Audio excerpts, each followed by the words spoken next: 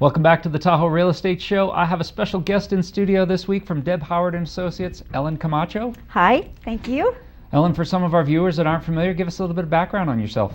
Well, I had my real estate license for 30 years, moved up here in 1994, raised the kids and went back into the market a couple of years ago and got my Nevada license as well, and I'm treasurer for the Board of Realtors here in town. Excellent. Yeah.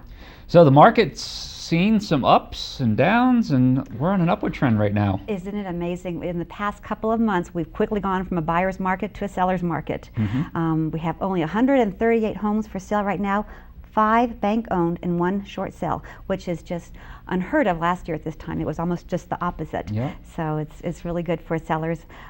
It's also good for buyers, though. A lot of first-time home buyers are coming on the market. They're able to actually, with what they're paying in rent, almost have the same house payment. Maybe not as big, but with interest rates, they're able to actually afford a home, which is pretty exciting. So I guess with limited inventory, we're experiencing some increases in prices from year to date, this year to last year? We are seeing steady increase for the past 4 months. We've had an increase in sales and values, and we have to be very cautious about that. We don't want to see what happened before. Some people think that we're maybe in a bubble, and we're just trying to keep it tight-reined so that we don't have negatives. Some folks are on a budget, being first-time homeowner. I know I am. What advice would you give a first-time homeowner looking to purchase here in this market? Well, might be a little prejudiced, but I say first get a realtor to help you with your transaction.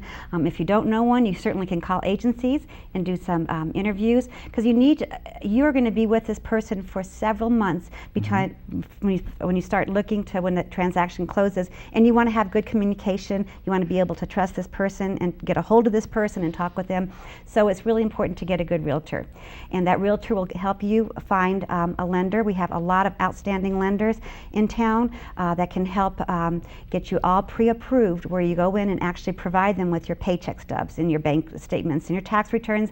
They run a credit report, and then they'll issue a pre-approval letter, and that is wonderful to have when you're out looking for a home, because you're going to be competing against cash buyers or multiple offers. And if you have a letter from the lender saying that you are pre-approved, all you need is an appraisal and the preliminary report, and you're able to purchase the home, and it helps you with negotiation, gives you the edge. And also, it is really stressful to buy a house.